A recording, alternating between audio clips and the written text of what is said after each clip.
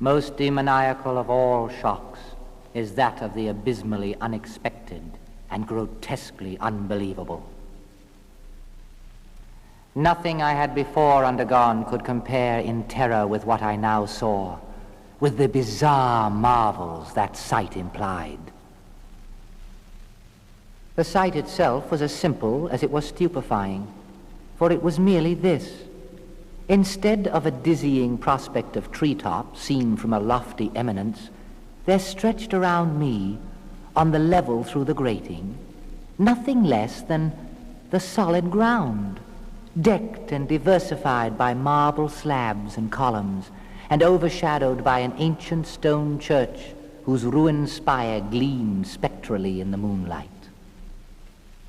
Half unconscious, I opened the grating and staggered out upon the white gravel path that stretched away in two directions. My mind, stunned and chaotic as it was, still held the frantic craving for light, and not even the fantastic wonder which had happened could stay my course. I neither knew nor cared whether my experience was insanity, dreaming, or magic, but was determined to gaze on brilliance and gaiety at any cost. I knew not who I was, or what my surroundings might be, though, as I continued to stumble along, I became conscious of a kind of fearsome, latent memory that made my progress not wholly fortuitous. I passed under an arch, out of that region of slabs and columns, and wandered through the open country, sometimes following the visible road, but sometimes leaving it curiously to tread across meadows where only occasional ruins bespoke the ancient presence of a forgotten road. Once I swam across a swift river where crumbling mossy masonry told of a bridge long vanished. Over 2 hours must have passed before I reached what seemed to be my goal, a venerable ivied castle in a thickly wooded park, maddeningly familiar, yet full of perplexing strangeness to me. I saw that the moat was filled in, and that some of the well-known towers were demolished, whilst new wings existed to confuse the beholder. But what I observed with chief interest and delight were the open windows, gorgeously ablaze with light, and sending forth sound of the gayest revelry. Advancing to one of these, I looked in, and saw an oddly dressed company indeed, making merry and speaking brightly to one another. I had never seemingly heard human speech before, and could guess only vaguely what was said. Some of the faces seemed to hold expressions that brought up incredibly remote recollections. Others were utterly alien. I now stepped through the low window into the brilliantly lighted room, stepping as I did so from my single bright moment of hope to my blackest convulsion of despair and realization. The nightmare was quick to come, for as I entered there occurred immediately one of the most terrifying demonstrations I had ever conceived. Scarcely had I crossed the sill when there descended upon the whole company a sudden and unheralded fear of hideous intensity, distorting every face and evoking the most horrible screams from nearly every throat.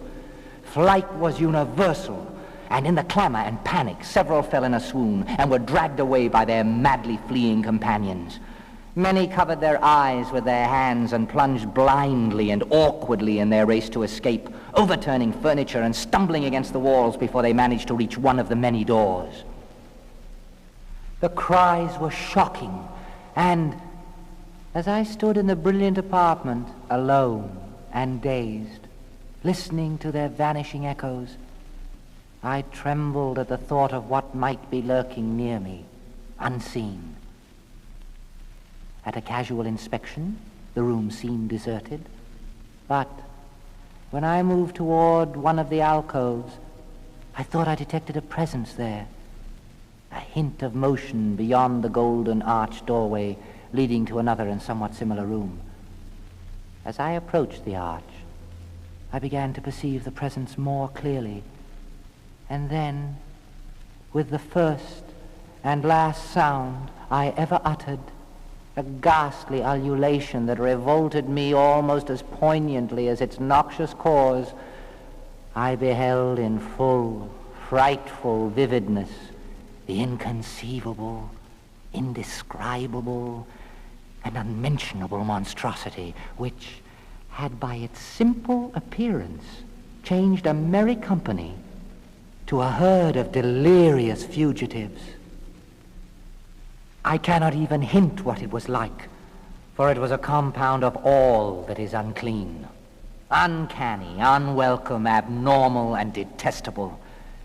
It was the ghoulish shade of decay, antiquity, and desolation, the putrid, dripping eidolon of unwholesome revelation, the awful bearing of that which the merciful earth should always hide. God knows it was not of this world, or no longer of this world.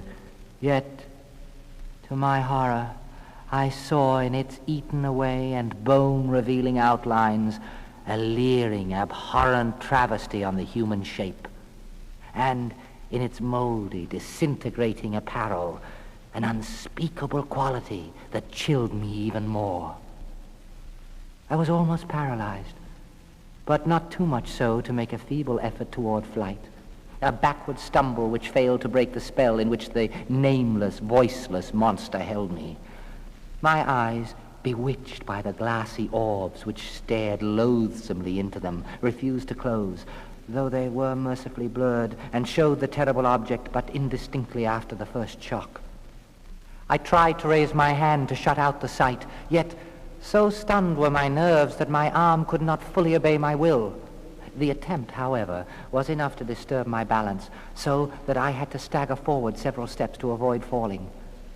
As I did so, I became suddenly and agonizingly aware of the nearness of the carrion thing, whose hideous, hollow breathing I half fancied I could hear. Nearly mad, I found myself yet able to throw out a hand to ward off the fetid apparition which pressed so close, when, in one cataclysmic second of cosmic nightmarishness and hellish accident, my fingers touched the rotting, outstretched paw of the monster beneath the golden arch. I did not shriek, but all the fiendish ghouls that ride the night wind shrieked for me, as in that same second there crashed down upon my mind a single and fleeting avalanche of soul-annihilating memory. I knew in that second all that had been. I remembered beyond the frightening castle and the trees, and recognized the altered edifice in which I now stood. I recognized, most terrible of all, the unholy abomination that stood leering before me as I withdrew my sullied fingers from its own. But in the cosmos there is balm as well as bitterness, and that balm is nepenthe. In the supreme horror of that second, I forgot what had horrified me, and the burst of black memory vanished in a chaos of echoing images. In a dream, I fled from that haunted and accursed pile and ran swiftly and silently in the moonlight. When I returned to the churchyard place of marble and went down the steps, I found the stone trapdoor immovable. But I was not sorry, for I had hated the antique castle and the trees. Now I ride with the mocking and friendly ghouls on the night wind, and play by day amongst the catacombs of Nephron-Ka, in the sealed and unknown valley of Hadath by the Nile. I know that light is not for me, save that of the moon over the rock tombs of Neb, nor any gaiety, save the unnamed feasts of Nitocris beneath the great pyramid. Yet, in my new wildness and freedom, I almost welcome the bitterness of alienage.